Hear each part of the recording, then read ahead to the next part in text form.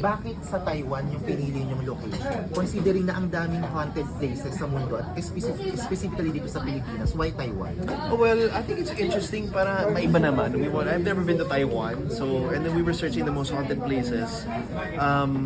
Nakakatakot kasi yung hospital din eh. I mean, yung hospital nakakatakot nga as it is, di ba?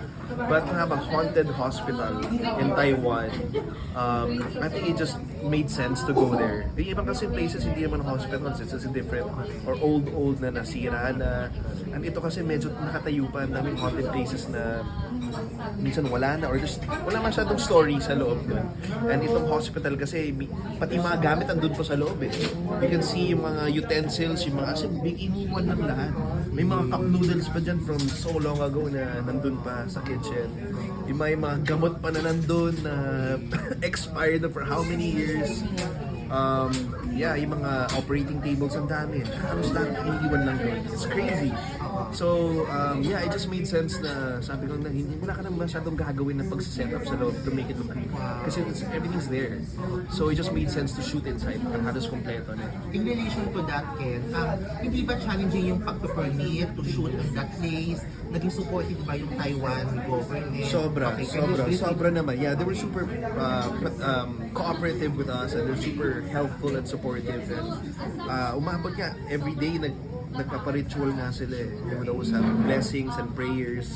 So nag-i-incense kami. We had to learn their rituals. Every day yan before mag-shoot. Just to be safe. And we of course respect that and we're thankful na ginawa namin lahat yan. Last one, my part yan, guys. Ang tagal ng huling MMFF mo. Yes. 2012 pa pala. Yes, kasi usually pag December, hindi talaga ako pupayag mag-MMFF kasi usually nasa ibang bansa ako, bakasyon. This time, sabi ko with this project and this concept na sabi ko, I can't not do it. So, hahabol na lang ako sa family ko. How does it feel to be back sa MMFF? Masaya. I'm excited ako sa float. Matagal na ako din nakaka-float. So, it's good to be, to experience it again.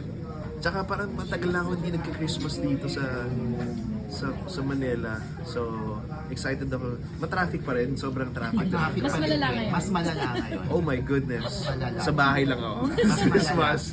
Sa bahay lang ako. So, Nagplano po ba kayong maglibot sa mga senehan? oh yeah, for sure. May mga kami, mga black screenings of course. I'm gonna go check out some of the films pag may time. Kasi I leave on the 29th Yung flight ko, 28 or 29. After the event, I'm leaving right away. How do you mentally prepare for the